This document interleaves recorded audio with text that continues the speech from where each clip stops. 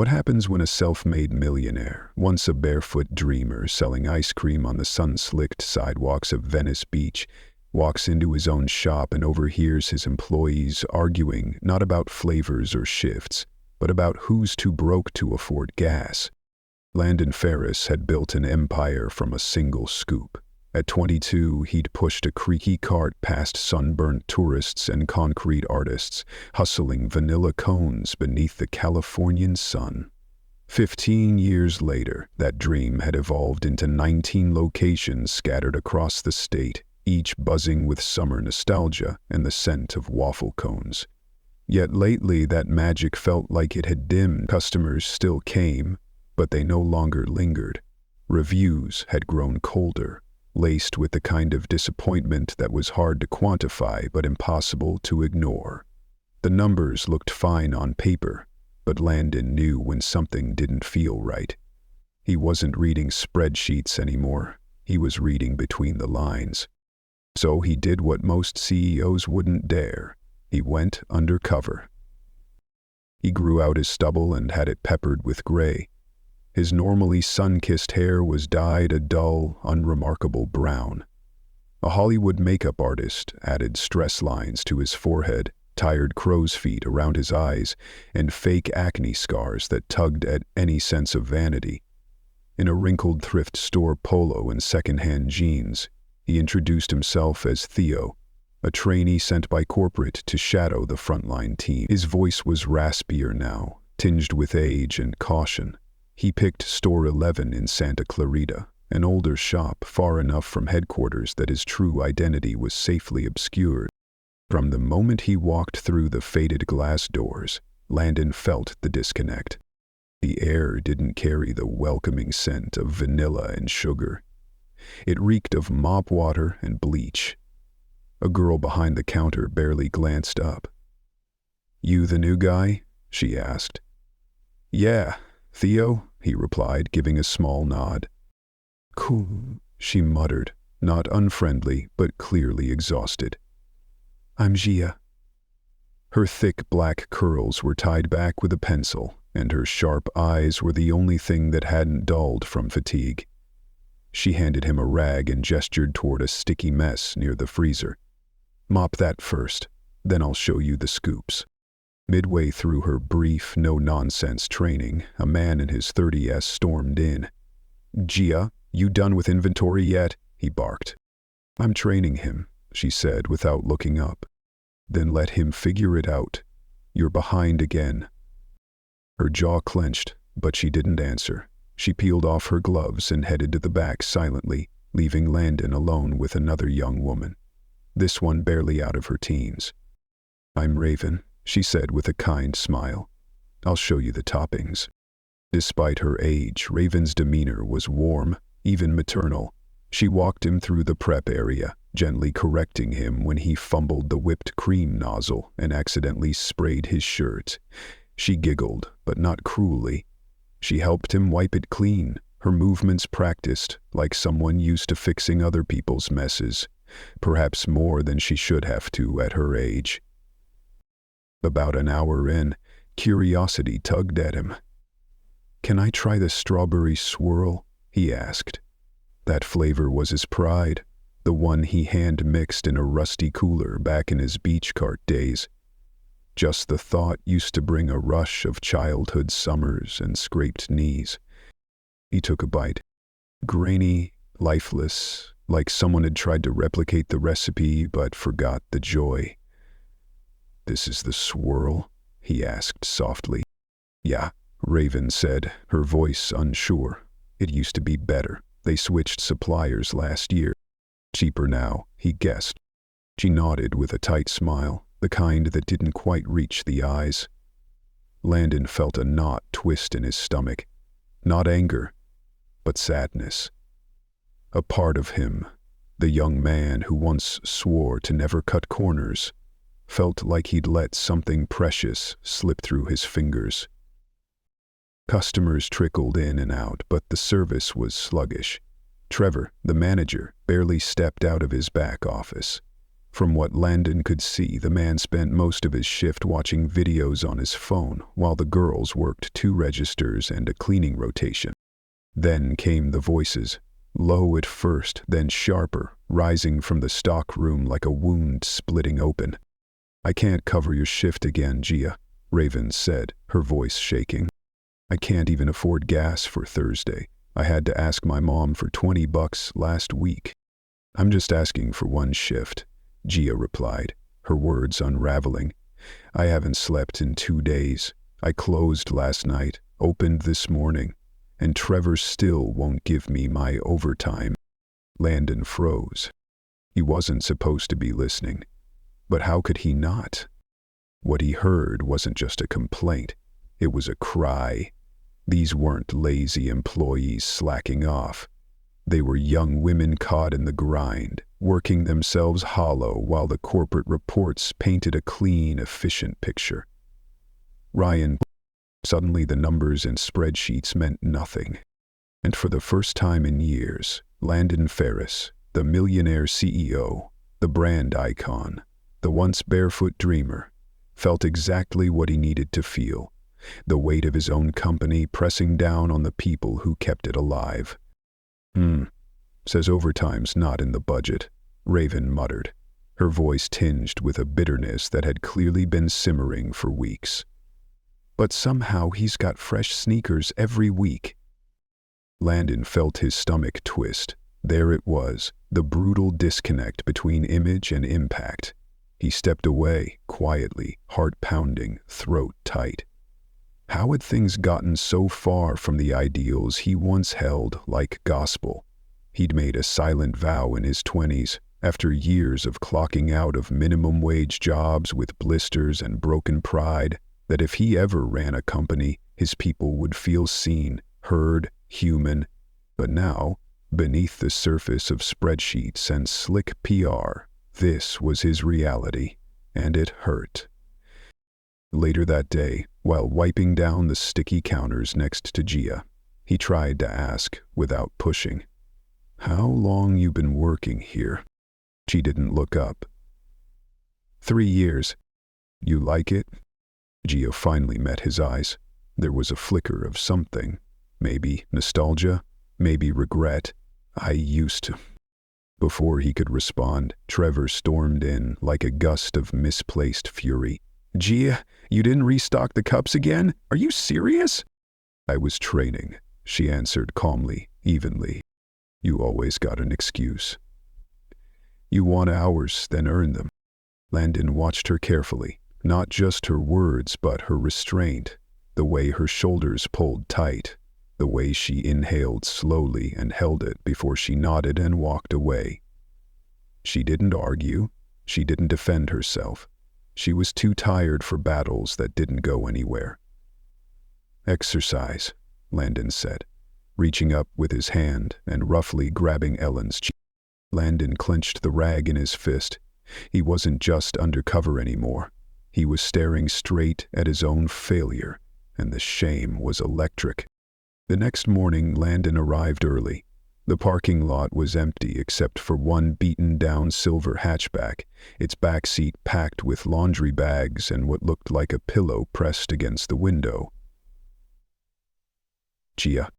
She was sitting on the curb, knees pulled to her chest, sipping coffee from a paper cup. Her eyes weren't red from crying. They were puffy with exhaustion, the kind of weariness that lives behind the eyes, etched into the skin like a watermark. "You always get here this early?" Landon asked gently. "When I open," she replied, not defensive, just matter of fact. "I like to get a minute before the chaos starts." She handed him half a bagel wrapped in a napkin. "Just plain. Sorry, ran out of peanut butter." He took it, nodding. "Thanks." "You live around here?" she asked casually. "Sort of couch hopping right now," he said, sticking to his story. She didn't blink, just nodded like it made total sense. That was the kind of person Gia was. Someone who didn't flinch at someone else's mess because she was too familiar with her own. 10 minutes later, Trevor showed up. No apology, no eye contact. He jingled his keys like they were holy and walked in mid-call, bragging loudly about a fantasy football trade. His coffee cup landed on the counter without ceremony, and he vanished into the back like they didn't exist. The morning was quiet at first, a few early risers looking for coffee floats, kids on their way to school with crumpled bills and sleepy smiles. Raven came in with a different energy. Her apron hung off one shoulder, and she was clutching her phone tightly. Her face was pale. "You okay?" she asked softly. "My mom's car broke down. She was supposed to pick up my little brother. I'm trying to find someone to cover me for like an hour." "Trevor won't like that," Gia said under her breath. "No," Raven whispered, "but I don't have a choice." She walked toward the back, her whole body bracing. Landon stayed by the counter, pretending to sanitize the register, heart heavy with anticipation. "I need to step out for a bit. Just an hour," Raven said. "You're scheduled." "That's not my problem," Trevor snapped. "A family emergency." "You kids always got emergencies," he scoffed. "Maybe try planning your life better." Silence hung in the air like fog. Raven didn't reply. She just turned, her jaw tight, eyes burning with quiet shame, and walked back out. Gia watched her, but neither spoke. Sometimes pain is too familiar to comment on. Landon exhaled slowly. The role of Theo was beginning to fray at the edges. His instincts were screaming, but he still had more to see. By afternoon, chaos had arrived. A local middle school had just let out, and within minutes a dozen teens were clamoring for cones and toppings. The line snaked out the door. Waffle cones ran out. The register jammed. One of the syrups burst open like a prank gone wrong, drenching Landon's shirt again. Trevor didn't move. Not once. He sat in the back, eyes glued to his laptop, barking orders through the closed door like a general who'd never been to war. By 4:00 p.m., Gia looked like she might collapse. Her hands trembled as she scooped, her smile flickering in and out like a failing neon sign. She dropped a full sundae, and a kid laughed. That was when Trevor finally emerged, not to help, but to scold. "Gia, how many times do I have to tell you, two hands with large orders? You're costing us money." Before she could answer, he turned to Landon. "And you?" "Ayo, right. You're slow. You're not here to hang out. Move faster or I'll cut your shadow week short." Landon met his eyes, calm, steady, but seething beneath the surface. "Understood," he said, jaw clenched. He turned back to the counter, rage simmering in his chest. This wasn't just poor management, it was abuse. When the rush died down, Gia slumped against the back cooler. Her breath was shallow, her posture defeated. Landon walked over and quietly handed her a damp towel. No words, just a simple gesture between two people who had seen too much in one day. "You all right?" Gia didn't answer right away. She stared at the faded linoleum floor for a long beat, then exhaled slowly, as if deciding whether to speak the truth. "Do you ever feel like you're running underwater?" she finally asked, voice low, almost apologetic. Landon nodded, letting the silence speak for both of them. "I don't even know what day it is anymore," she added with a brittle laugh. "I keep my schedule on a dry erase board in my car. Erased the wrong week by accident, showed up on a Sunday thinking it was Tuesday." He wanted to say something comforting, something wise, but all that came was silence. And maybe that was better than empty words. "It's not just here," Gia continued. "It's everything. Rent went up. My sister had to move back in, with her baby. I've been trying to get a second job, but they want open availability. I can't promise that when I'm the only one here who shows up." "Why don't you talk to Trevor about adjusting your schedule?" he asked gently. She gave a hollow laugh. "Last time I asked for a shift change, he gave me 2 weeks with just 1 day scheduled. Said I needed to show more commitment." Landon clenched his jaw. "That's not okay." It's normal, she replied, shrugging like it was just gravity, like it had always been this way. Those words struck him deeper than any accusation could, not because they were wrong, but because they were accepted. That evening, a delivery driver showed up with 2 boxes. Landon signed the receipt, noting the vendor's logo. It wasn't one he recognized. "New supplier?" he asked. "Yep," the driver said casually. "Cheaper, not as good, but whatever. I've been dropping these off at all your stores. It's the same thing everywhere now." Landon's chest tightened. That confirmed it. Somewhere along the way, decisions had been made, quietly, without transparency. The product had changed. The culture had frayed. And no one had told him. After close, Trevor finally addressed the team, leaning lazily against the counter like he was doing them a favor. "All right, good work, I guess. Floors are disgusting. Someone clean that up before you leave. I'm out." "No thanks, no eye contact, just keys jangling and footsteps fading." Gia didn't flinch. She grabbed the broom with a mechanical calm. "I'll mop," Landon offered. "Thanks," she murmured. "You don't have to." "I want to." They worked side by side in silence, a quiet understanding forming between them. No titles, no roles, just 2 people surviving the same storm. As they locked up, Gia turned to him. "You're weird, Theo." He chuckled softly. "How so?" "You listen." He smiled faintly. "Is that weird?" "Here it is." She walked toward her car. Landon watched from the doorway as she slid into the driver's seat, didn't start the engine, just leaned forward until her forehead rested against the steering wheel, and stayed there. The science. The next morning, Landon arrived even earlier. He parked down the block, watching the shop like it was a stage he was about to step onto for the final act. Raven limped in first, each step clearly painful. Gia came next, still wearing yesterday's clothes. No makeup, no energy to fake anything. The new hire, scheduled for training, didn't show.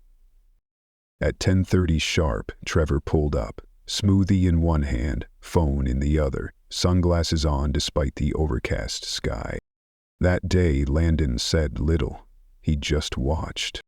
He saw Trevor ignore a customer's complaint about a missing order. He saw him snap at Raven for moving too slowly despite her injured ankle. And then, he overheard it. In the break room, Trevor told another employee, "People like Gia? They don't last long anyway." That was it. Landon stepped into the back room, shut the door behind him, and pulled out his phone. "Send HR to store 11. Today, I want a full compliance audit and payroll records from this location. All of them." He hung up and returned to the floor like nothing had changed. "Everything okay?" Gia asked, noticing the shift in his energy. "Better than I've been in a while," he said, and meant it. One more shift. Then he'd reveal everything. But first, he needed evidence. Proof. Because what he'd witnessed wasn't just mismanagement. It was neglect. And the name on the building was his. That morning, he walked into the store with a clipboard in hand. It had the company logo in crisp blue on the corner. Subtle. But Trevor noticed immediately. "Where'd you get that?" Trevor asked, trying to sound casual but failing. "Someone from corporate dropped it off." Landon replied evenly. "Said we need shift notes for a quality audit this week." Trevor's posture changed, shoulders tense, smile forced. "Nobody told me about that. Guess they wanted to surprise everyone." Trevor didn't reply. The shift began. Gia was restocking toppings. Raven folded napkins with one hand, limping. Malik, a new hire, was struggling to clean the blender. He looked lost, glancing around like a student in the wrong class. "Has anyone shown you how to do that?" Landon asked gently. "No," Malik said. "Trevor told me to figure it out. I've only been here 3 days." All right, I'll show you. As Landon guided him through disassembling the blender safely, Trevor emerged from the back with arms crossed. Well, are you two chatting? Malik, you're behind. And Theo, you're not paid to babysit. Malik flinched. I thought... You thought wrong. Move. Landon didn't flinch. He turned to Malik, voice steady. You're doing fine. Keep going. Trevor's jaw tightened, but he said nothing. He just turned and disappeared back into the office, unaware that the man he just threatened was the one person who had the power to end all of it. By noon, the line outside the shop was winding down the sidewalk again. Teenagers buzzing with sugar dreams, parents juggling errands and ice cream cones. But this time, Landon didn't watch from the sidelines. He stood shoulder to shoulder with Gia behind the counter, scooping, wiping, moving in rhythm with the heartbeat of the store. She was slower than usual, the fatigue etched in her shoulders, but she never once asked to stop. You ever get breaks here?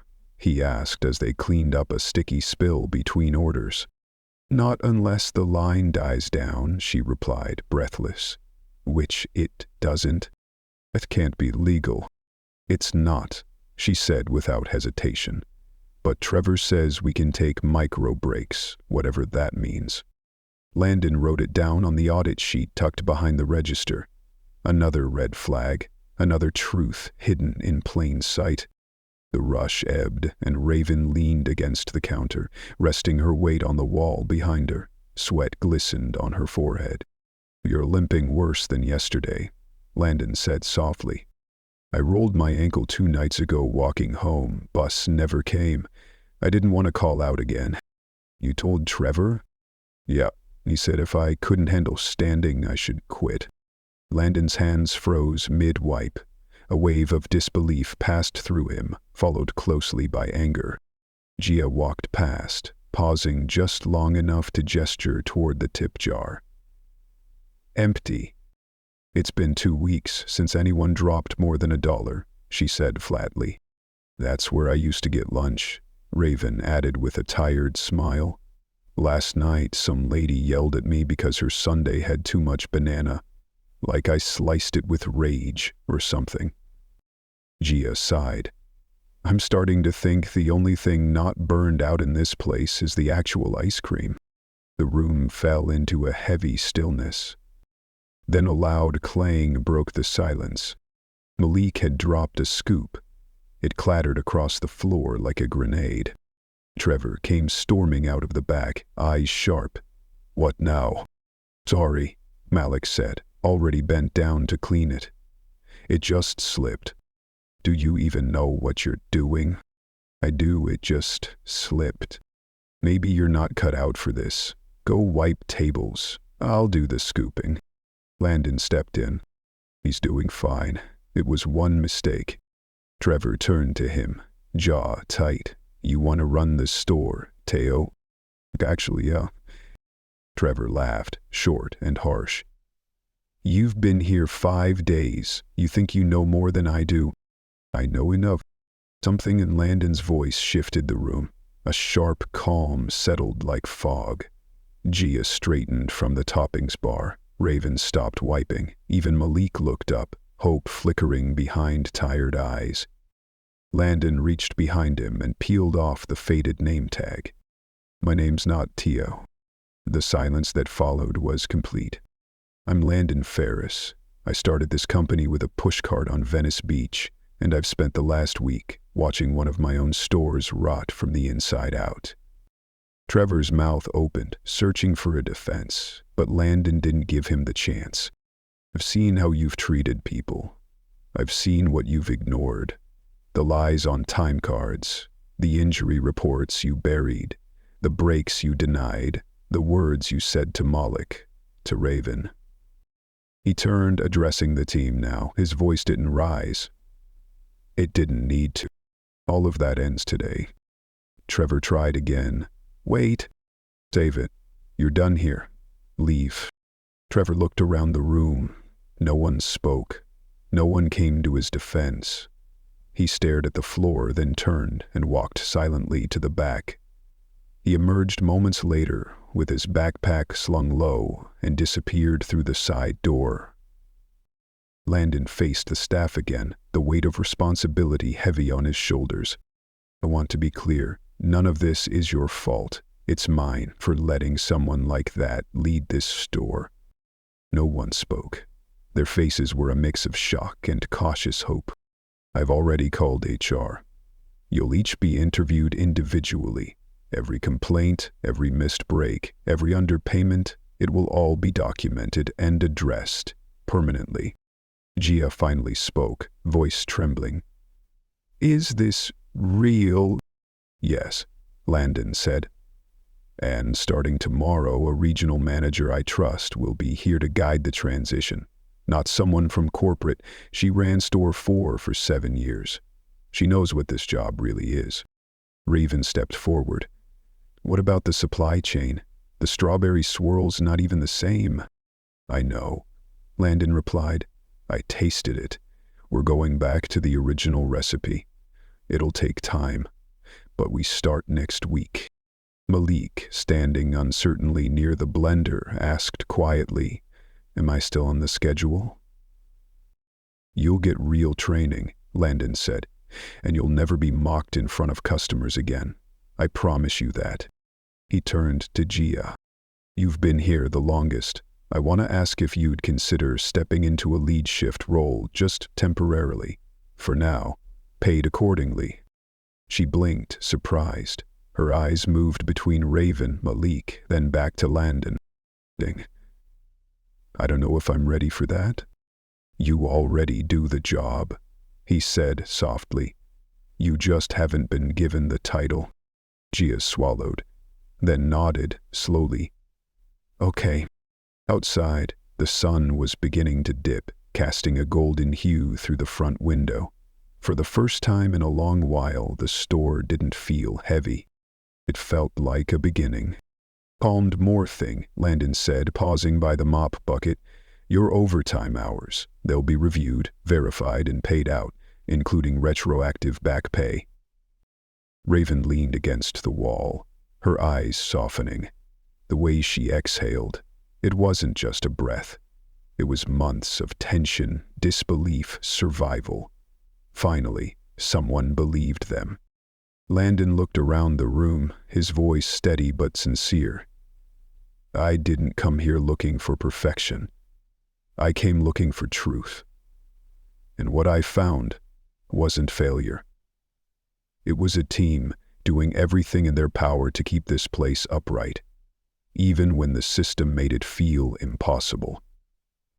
Silence followed, not awkward but sacred, a moment that let everything settle.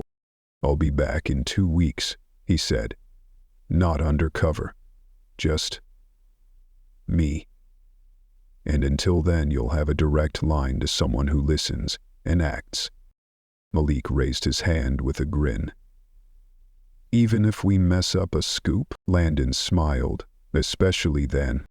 He picked up the clipboard and tore off the front page.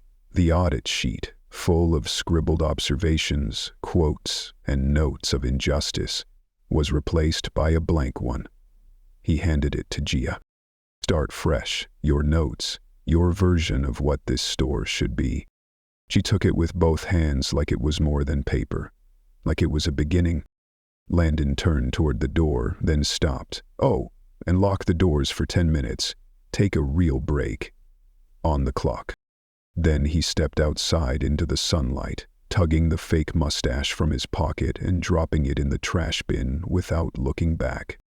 His phone buzzed, a message from HR. Full report from Store 11 was ready. 3 other locations showing similar patterns.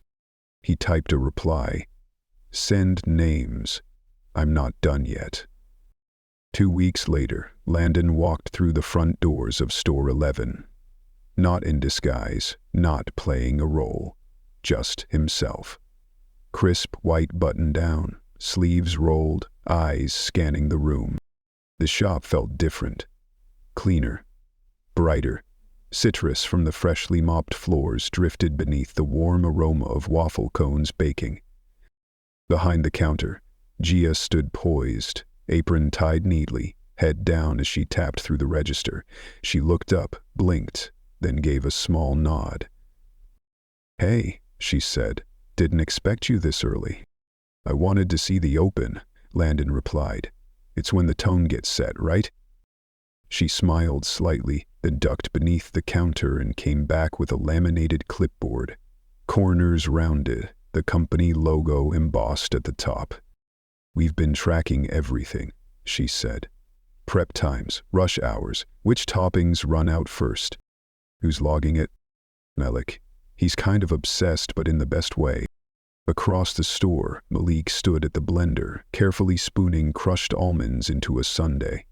He glanced up, saw Landon, and gave a quick wave before turning back to his task. "Raven's on break," Gia added. "Scheduled half hour. We rotate her off the floor so she can rest her ankle." "You're short-staffed then," Landon said. "Yeah, still down 2 hires, but we stopped double shifts, just pace smarter." He nodded, then asked what neither of them wanted to, but both knew mattered. "What do you mean by give up, you?" "By turning with me, by fleeing, by not carrying." "Trevor?" "Gone, haven't heard a word. HR says they're closing the investigation next week." He didn't ask if she missed him. He already knew the answer. Near the prep counter, a new freezer hummed quietly. A newer model, temperature stable. The invoice had hit Landon's desk last week. Minor cost, major impact. The ice cream was smoother now. Gia opened a tub of strawberry swirl. "Want to try it?" He scooped a bite. The texture was rich again, creamy. The fruit tasted like fruit. Real, tangy, bright. "That's the original formula," he said. "Raven cried when it came in," Gia told him. "She said it tasted like her childhood. Her dad used to bring her here when she was little. Same flavor, same store." Landon set down the spoon. "Have you ever thought about staying?" "I am staying," she said, confused. "I mean long-term, with the company, not just this store." She hesitated. "I don't have a degree, never led a team officially. I still panic when the register jams." "You've stabilized an entire store in under 15 days, he said. "You've created a system where people don't burn out before noon. That's leadership." "I'm not perfect. I'm not asking for perfect. I'm asking for real." Gia looked away, thinking, "Let me think about it." "Of course." The bell jingled. A mother entered with 2 young kids, followed by an older man with a newspaper tucked under his arm. Gia moved into action, calm, collected. She didn't rush, she connected. She asked the children what flavors they liked. The mother smiled. So did the man. Behind them, Malik was showing a trainee how to portion toppings. "No one wants a sundae with 4 peanuts and a prayer," he said. The trainee laughed. Landon checked the back room briefly. Clean, organized. The old posters gone. In their place, a corkboard with updated schedules, labor laws, and a handwritten paper titled, "What We Need. Wish List." It wasn't demanding. A better mop bucket, gloves that don't rip, a working microwave, a stool for breaks. Things no one had asked for before because they didn't think it mattered. He walked back out. Gia was wiping the counter. "You still taking notes?" she asked. "Always," he said. "I didn't think you'd follow through," she admitted. "I've worked enough places where people make speeches, then vanish. I used to think growing the company meant making it better. Now I think I need to see it to fix it." She nodded. "Good.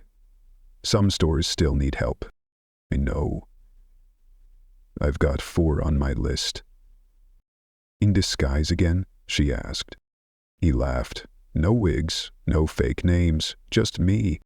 She checked the clock. "We've got a lull before the rush. Want to see the new scheduling tool?" He followed her to the back, where a new tablet interface allowed employees to request shifts, flag availability, and track their breaks. It even triggered alerts if someone hadn't taken one. "Corporate should have done this years ago," she said. "They didn't know," Landon admitted, "because they never asked." He nodded. "That changes now." Later, Raven returned from break, walking steadier. She slipped behind the counter seamlessly, picking up where Gia left off. No panic, no chaos, just rhythm. Landon stayed another hour, then gathered his things. As he reached the door, Gia called out, "Hey!" He turned. "If you want people to stay, don't just fix the stores." He paused, fixed the ladder. He nodded slowly. "I will." Outside, the heat of late afternoon pressed down. Through the glass, he watched his team, his real team, move with purpose. The line stretched again, but there was no yelling, no dropped scoops, just a steady hum of something that had been missing for a long time. He got in his car and pulled up the next store on his list 2 counties over, another spot with high turnover and sinking morale. But this time, he wasn't walking in blind. His phone rang. It was the head of HR. "Just read the audit. Store 11 is trending up. Gia's flagged as a high performer." "She's more than that," Landon said. "She's the future." A pause. "Should we start grooming her for a regional role?" "No," he replied. "Ask her what she wants, and then listen." She looked at him. He hung up and drove. The next store was waiting. And this time, he was ready.